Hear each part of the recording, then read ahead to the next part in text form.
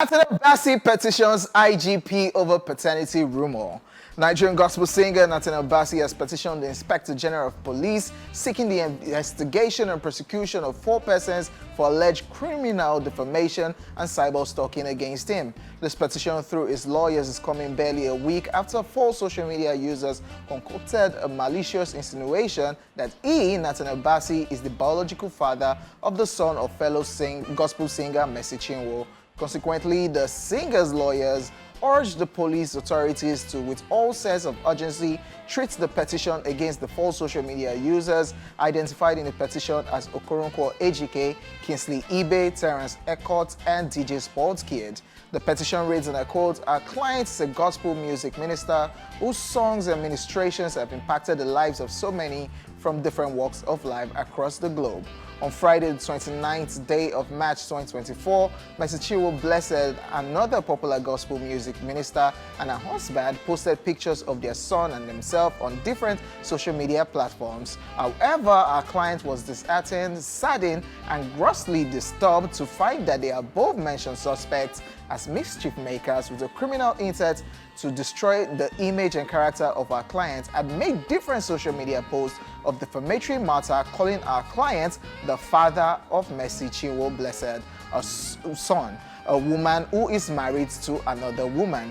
A woman who is married to another man." The petition continues. The post by Mr. Okoronkwo Ejike has since gone viral on the platform. In reaction to the post, Mr. Kingsley Ibe commented on Mr. Okoronkwo's post with a picture of our client with a caption, "The real father of the baby."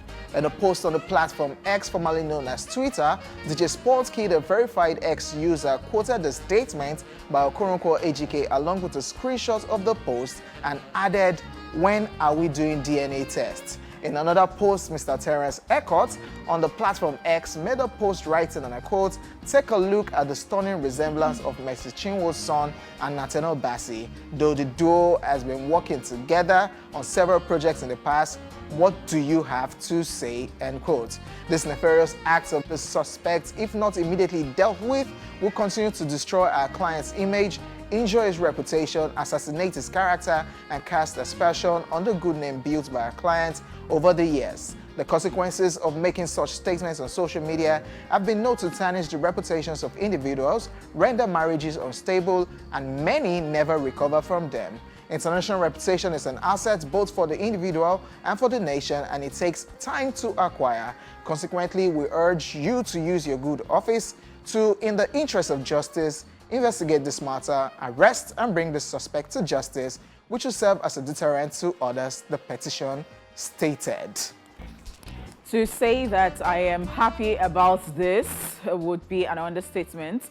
I was looking forward to it. I actually discussed it with, my family friend and my sister over the weekend because I was just thinking that, Pastor Nathaniel Bassey should take it up, and he has done it. And so when I saw this, I wasn't even surprised. My sister quickly put a call through like, "Oh my God, yes, like thumbs up, it's doing this thing." I totally love what is happening. Nothing will happen. The same guy, I talked about this yesterday. I don't know if that case is in court, but if that same guy that defamed AY, yeah, and he begged, and people were saying, AY, use this guy as a scapegoat, teach him lesson, it's the same guy that came up again to start this rubbish. So let me tell you something. So what's happening? This time around, forget it. Is that not what we said this time around for AY? I do not know Pastor Nathaniel Bassey one-on-one, but from the little, I know that he likes to be in his lane, and he even has integrity. So I know that he doesn't even want anything to tarnish his image. And if I can even beg him, if he is going to watch this, please do not listen to any begging. So please be sure that you take this matter to the... So that means that same guy that did it, that begged AY, I don't know if that case is in court or that conversation. They will never learn. But it's that same guy that started this thing. Did AY forgive him, or because for you to be bold, yeah, and to even come up that, again. So I think that some people, they are just. That time he said his rent that he was trying to gather. So these people, they just don't have. I don't know. I'm looking for a perfect word to use, in the sense that even the person that Eniola Badmus You know, That one too went to be saying... that one came back and started saying nonsense recently. So I think that they never even learned that. And I think people don't have they don't understand that people, you cannot just go and be saying stuff about people. People don't know. I don't think people know. They don't know. People don't know. People don't know in this part of the world. They just feel like they're looking for likes. Yeah. They're looking for popularity. They are looking for clout. I think I even think Elon Musk now even made it worse that if you have many reactions on whatever tweet, you get paid for it. So people are so they are now sitting on that so that people are now being stupid and say stupid things. So I want to see the amount of money you're going to make that will now make you able to pay for whatever damage that you have done to somebody's, because you're not going to be able to afford it at the end of the day. I really wish there's somebody that will be a scapegoat. To get to the... I want to watch it to the end. I don't want them to beg. I don't want anybody to accept anything. Don't say the Lord forgive you 70 times 7. No, Pastor Nat, please. When they were doing it, they knew that, please, so that they will not take you for granted and say that, you know that it's a pastor. Some people will now come and say, Pastor, please. No, when they were doing, they don't know that pastor. Please. At this point, I legit don't blame people that tend to keep their privacy, not putting their children's picture out. So I understand that. Look at this. Because she did her concert. She had a concert on Friday, thinking, oh, let's go with the buzz. Yes. On Saturday, let's put up our child's picture because the child was on stage at the event. And look at the smelling thing that followed. This is so sad. This is plus you that used to go and comment and say, yeah, the guy, the DJ Sports Kids, even put, he had to put something saying that that's not what he meant, blah, blah. No, it is what you meant. Don't worry. We need scapegoats. One scapegoat. I am so happy. The way I'm rejoicing. Only that today, word failed me. I could not even find proper words to use. But I am very, very happy. All right, now let's move on. Bella Shmurda speaks on the disrespect for Afrobeats. Nigerian singer Bella Shmurda has shared his dissatisfaction with the recent denigration of Afrobeats genre. He made this known during a recent interview on the 90s Baby Show podcast, where he shared his thoughts on the big names disrespecting Afrobeats. Bella Shmurda shared that it was displeased with the recent comments he saw about Afrobeats from big artists, and he wanted to say something on social media, but he didn't want to risk having issues with people. He said, we all artists should respect Afrobeats. This is our thing. You can't downgrade it no matter what level you are. The country is bad, the government is bad, and this Afrobeat is the source of our happiness, and you can't downgrade it. Bella Shmurda also had words for the big artists who have said unflattering comments on Afrobeats in a bid to distinguish themselves. He made it clear these big artists don't support the local awards or perform in Nigeria, but they claim to be representing Africa when they go in search of Western acclaim. We have Headies Awards, we have Afrima. They call you and you don't want to perform because you're too big. But when you go for these international awards, you try to give Africa shout-outs and make it look like you are representing Africa. Leave the shout-outs. It's for yourself. You're not real and you're not representing Africa, because if you're representing Africa, you will be at an African award. He said, on the defense that artists are refusing to be boxed in award categories by the Afrobeat tag, Bella Shmurda stated that Nigerian artists should prioritize the Nigerian and African awards that understand their music, and even if they want to brand their music to fit into other categories outside of Afrobeat, they should do that without denigrating Afrobeat. I was just waiting for you to finish because I couldn't wait to just laugh. Because of that part, the part where he talked about when they go out for the awards, they now say, shout out to Africa. Like, come on, give your shout out. You're not representing Africa, you're representing yourself. That part got me as regards what Bella Shmurda said. Bella Shmurda, you're correct. And whatever those people too are saying, they are correct. How did you know? They are correct. How did you know? How did you know? Everybody's correct. So when I thought about this, I said, see, it is perspective. Yes, I saw it and I'm like, it's so correct. He has a right to feel that way. And guess what? Those people too are correct. Because if somebody is saying that you should not box him into Afrobeat, he has the right. He's saying that if he likes, as according to OJ, he can wake up tomorrow and say, I want to start doing Indian song. Go. So, wait, who is Bella Shmurda referring to now? Get Out. No, I'm curious. We all know because it was you're going to get answers. So it's all over the place. It is not like who is Belashmoda referring to. He might not have mentioned any name, but one can think about this and just say that, okay, because Wizkid was talking about genre of music the other time, and because, you know, when it comes to the awards too, oh, see, Burner.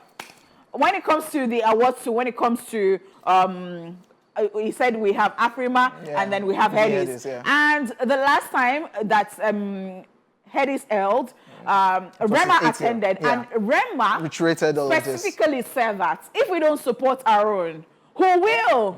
And so he was so happy to be, you know, at that award that day, which I really applaud. Do you understand? Because, yeah, we talked about it here before, and Ojo was of the opinion because he actually attended perhaps a press conference. Well, what did you attend? And then you were talking about how there was no artist on ground. Yes. On ground. Yes, the nominees party. So the nominees party. So the nominees? So they did not even show up. They did not show up, and he was talking about how, you know, sometimes we even have the issues of maybe people saying that they are going to boycott a particular award ceremony or something.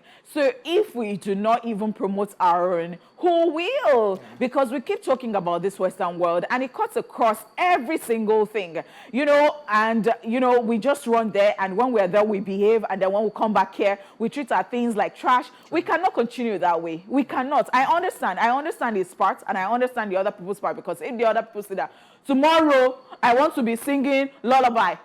Oh, if that is the genre, run your parole. I totally agree. So Belashmoda, you're correct. The other people are correct. They're correct. You said Wizkid is among the people. Oh, Taylor Swift is officially declared a billionaire.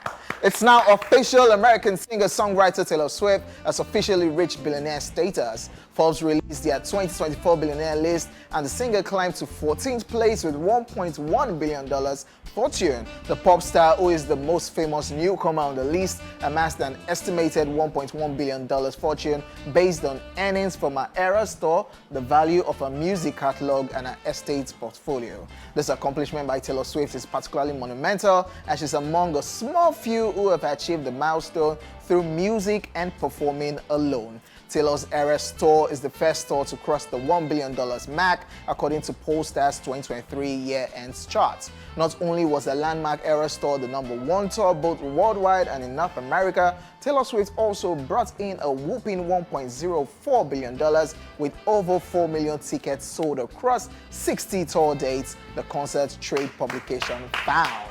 Congratulations to Taylor Swift. It's official. And I'm going to highlight this particular one, that it is just doing music. You know, other people that you have on the list, you have Rihanna, so you can talk about cosmetics, you can talk about Fenty, but this particular one, Taylor Swift, is just doing music, and she became a billionaire, you know, officially. So I don't know why you're looking at me like that. Because I don't know why you really need to emphasize that. No, our own is just strictly music. So no, she's the only person that's strictly music. Why did you now call Rihanna's name? Why didn't you call other people's names? So I would call other people's names because, you know, you can say that they're doing other businesses, you know, but to tell you that music, if you keep at it, you know.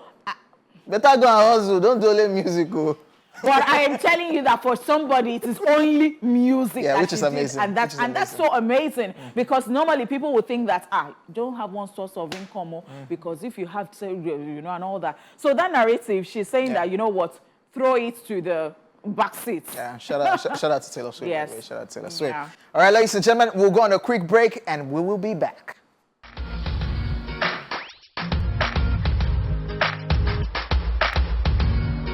So this is another disrespect. Yeah. How? I'm going to add it to Belashmoda's statement. Why? It's disrespectful to... You not be doing this dance to but old school. No, stop it. I'm going to write a petition. No, this is not even funny. I apologize, ladies and gentlemen. It's now time for Social View, so be prepared to have a good time as we're looking at some crazy moments from the world of social media. Let's jump right into it.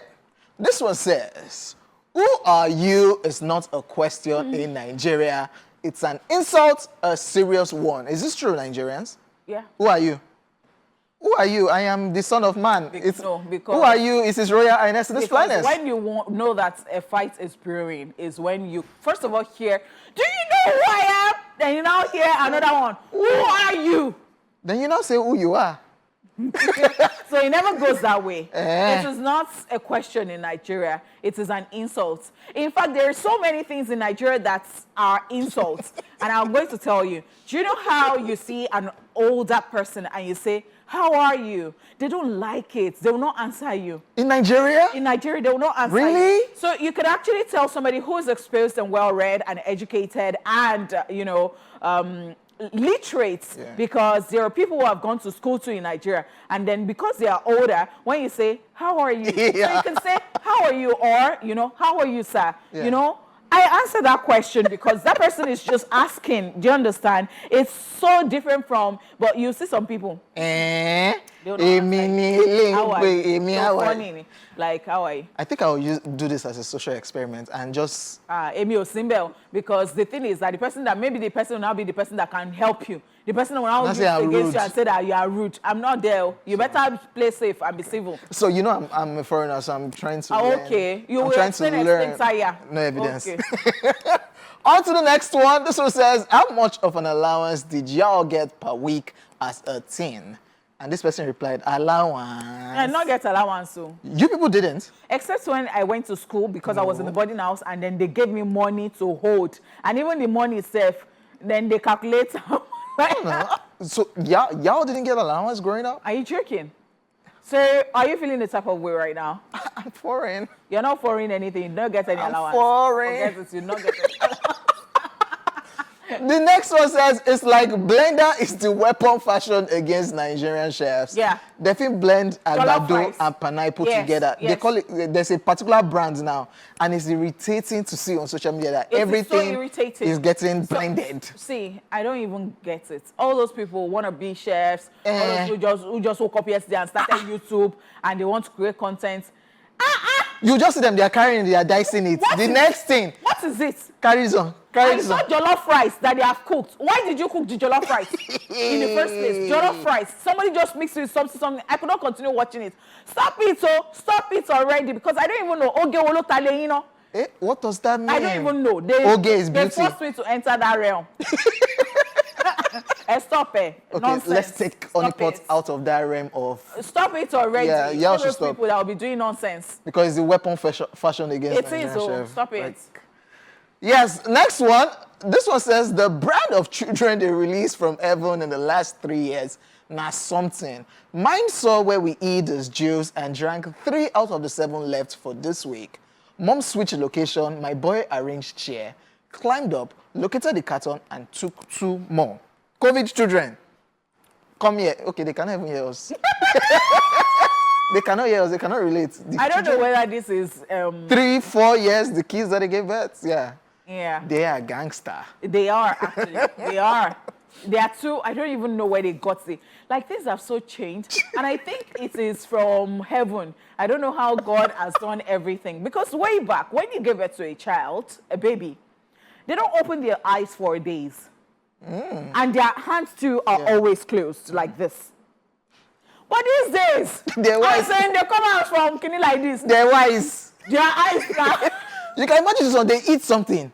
He went there. He drank 3 out of the 7. They changed the location. The boy arranged chair. Knew the new location, arranged chair, climbed and got the rest. How did you even know? Okay, even if you know, how you take that mind to go drink? They don't beat children nowadays. Me, it's not in my own book, so it's not in my own. You will book, beat your child. Yes. So I don't understand that thing. And this spare the road. Spare the road and spoil the child, okay. Because let me tell you, sometimes I just wonder when it comes to parenting. I know it's relative. Yeah. And what I think about our parents, and I think that because I think that our parents were very lucky the way the children were coming those years, and they could still. But I think parents now they need extra. Y'all are trying grace to function. Yes, wrapping up social views since we're talking about kids. This last one, and I guess this kids are reciting the Lord's Prayer, and they said, "Our Father, look at in heaven, and that will be thy name." He enter. I'm not even going to blame them because I think that there are so many things that children don't get the words immediately. So they just feel like it sounds like something in my ears, and that's how I'm going to be saying it. So, but are you not rude to your father who art in heaven that Adaobi is his name? I'm not even sure that all those songs that we sang at the assembly when we were young, that I got everything correctly. I was just going with it because you're not going to stress me. It was when I now became, you know, that I now started saying, oh. But down there it says standard living. There's no standard living, there's standard living. Standard living, I was saying, you know, because I remember that, you know, we lived in an estate where it was like a community thing at that point because we did not have a lot of people residing there at the time. So we would come together and practice for Christmas, like different families, yes, and all of those things. So it was one of the songs that were, and it was Standard Lily. It's standard living. Standard, okay, yeah. Really? That's Standard Lily, standard, I'm a doctor in my country. Yeah. Everybody. Ladies and gentlemen, that's all we have from the world of social media today on Social View. In music, sampling is the act of taking a section of one song and putting it in another. And just so you know, few of the greatest minds borrow from the works of others to bring their own creation to life. There are some foreign songs that have been a deep ocean of inspiration to a lot of Nigerian artists. And we can say that was how some Nigerian hit songs were made back then, and we love it. Today, let's take a look at 5 Nigerian songs that were sampled from foreign songs. This is Daily Top 5.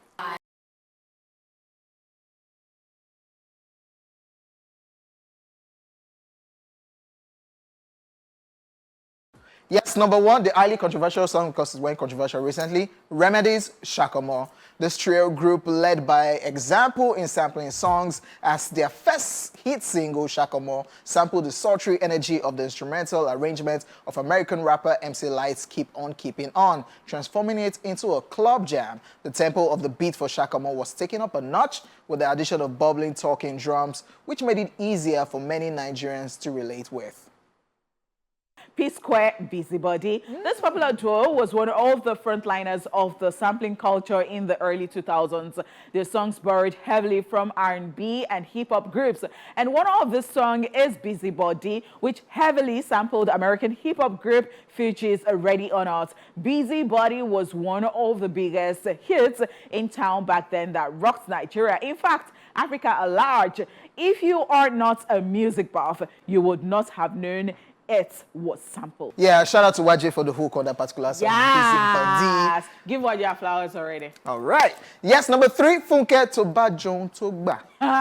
Many music lovers will recall with nostalgia how Toba Joan Togba made waves back in the days. The song was the Yoruba version of Celine Dion's hit song, If That's What It Takes. And well, it was well accepted with fans because of Funke's smooth voice and Yoruba lyrics. Just so you know, she was popularly known as the African Celine Dion. However, the singer abruptly disappeared from the radar.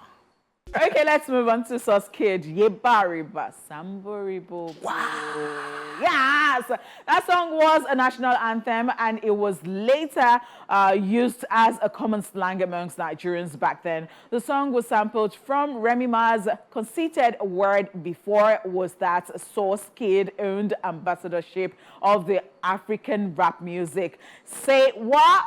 Okay. All right. So, well, that one is a mighty good laugh right now. So, let's just... Yes, wrapping up today's Daily Top 5, we're talking about songs that were sampled by Nigerian artists from their foreign counterparts. Maintain, Catch Cold. Tolu Maintain and Olu Maintain showed their awesome embrace of sampling culture through their playful reworking of Ludacris's area codes and repurposing a tale of partying with women to fit their reality as Nigerians, singing I Catch Cold, Pele, Ashe Party 1-4. Over a stripped-down remake of the same beats Luda rapped on, they infused Yoruba and Pidgin English to make the track even more relatable to their Nigerian audience. All right, that was so sweet, and we've had a fantastic time doing this. We gotta go? We have to go now. Oh, yeah. Okay, I know the word you want to use, but I'll not join you using the word. You'll not put me in trouble. All right, I've done this with this coconut head, light-skinned human called OJ. My name is Honeypots, and our weekend started already. Yes, we wish sir. you the very, very best. Enjoy this life. Make sure that you're happy as we bring you Happiness is Free tomorrow. Yeah. But yes. My name is Honeypots, your house. You guys tomorrow.